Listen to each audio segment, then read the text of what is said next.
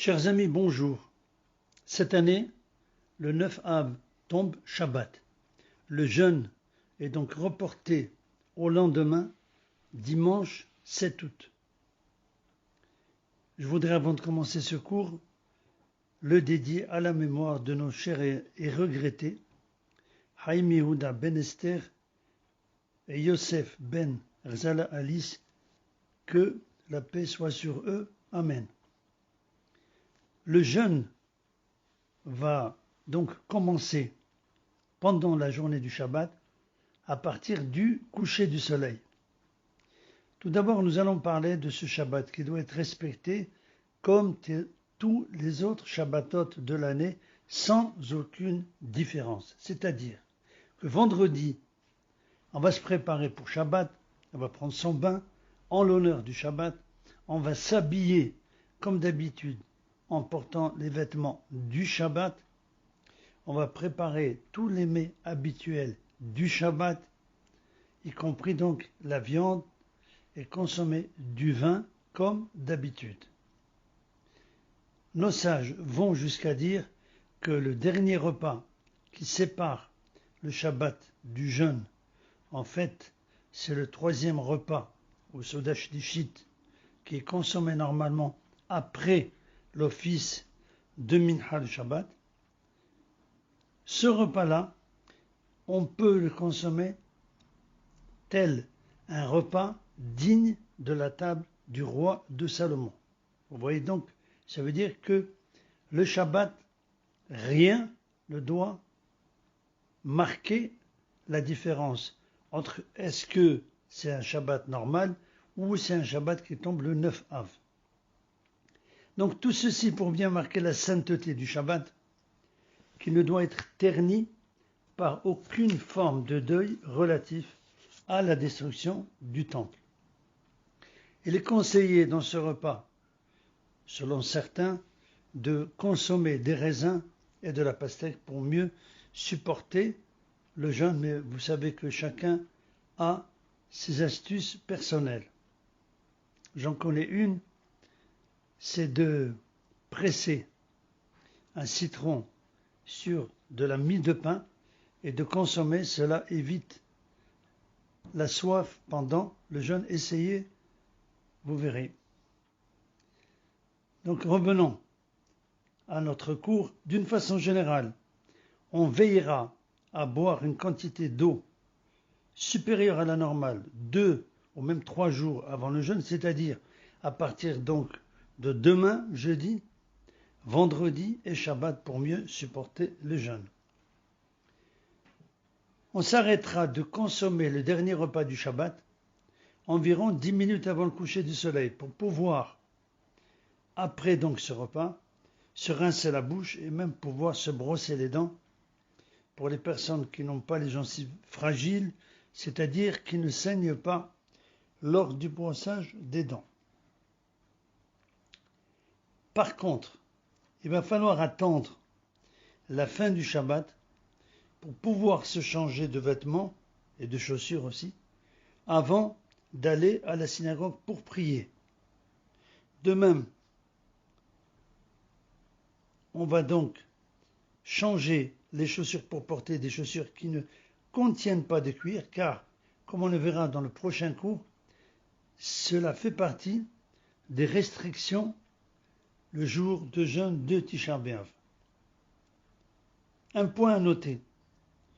Si on veut changer de linge de corps pendant le jeûne, ou même dès samedi soir, il faudra donc que ce linge ait été déjà porté avant le jeûne. C'est-à-dire qu'on ne peut pas porter pendant le jeûne des vêtements qu'on sort directement de l'armoire. Il y a donc une possibilité, le vendredi, porter ce linge qui sera donc nécessaire pour cette journée du jeûne, pendant 1 heure suffira. Si on a oublié, on peut se changer plusieurs fois pendant le Shabbat et porter donc pendant le jour de jeûne le linge qu'on a porté quelques heures pendant le Shabbat. On va donc continuer le cours dans un ordre chronologique, c'est-à-dire que normalement, qu'est-ce qui va se passer? On va donc faire l'office de Harvit et on va donc réciter le passage concernant l'Avdallah, Atahonantanu, dans cet office. Donc il ne faut pas oublier. Donc on va parler précisément de l'Avdallah. On récite la bénédiction sur la bougie, Boré Meoréaesh, à la synagogue, mais on veillera à réciter cette bénédiction dans tous les foyers. Lorsque le père de famille rentre chez lui à la maison, il devra rendre quitte toutes les personnes au foyer, sa femme, ses enfants, etc., ses invités, éventuellement. Donc l'Avdallah commence en vérité le samedi soir.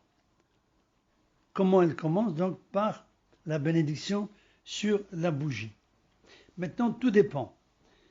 Pour les personnes qui sont dispensées de jeûner, elles feront donc l'Avdallah le samedi soir, puisqu'elles sont dispensées de jeûner, sur, en général, du jus de raisin, et vont réciter 3 bénédictions.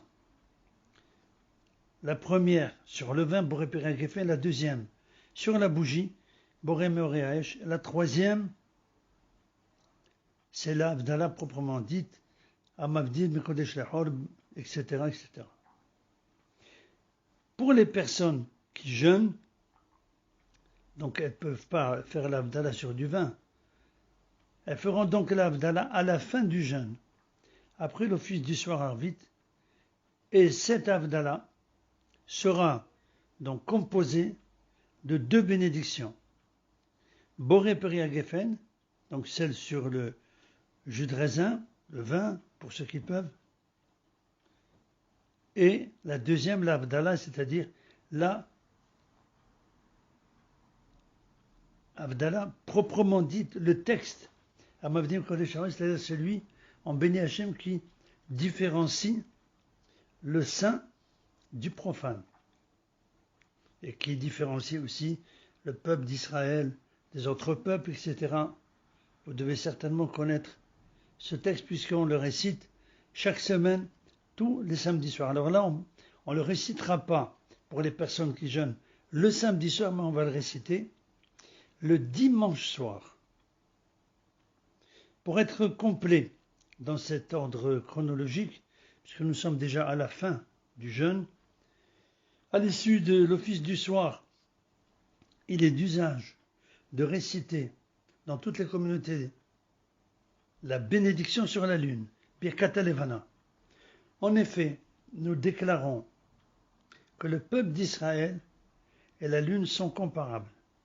Même si le temple a été détruit et que les enfants d'Israël sont toujours en exil, tout va se renouveler pour le bien avec la venue du Mashiach, comme se renouvelle la lune chaque mois. Un détail intéressant que j'ai déjà cité, je pense, les années précédentes. L'usage des communautés d'Alger était de sonner le chauffard à la fin du jeûne pour encourager le Mashiach à venir au plus tôt. Le Rav Yehuda Ayash d'Alger écrit dans ses responsables Maté Yehuda, le jeûne étant passé, les misères sont terminées. Prions donc Hachem tous ensemble de hâter la venue du Mashiach, de mettre fin dans le monde entier à la pandémie et d'envoyer la guérison à tous les malades. Amen. Alors à bientôt pour le deuxième cours concernant les permis et les interdits pendant le jeûne du Tisha B'Av. Merci de votre écoute, à bientôt. Be'ezrat Hashem.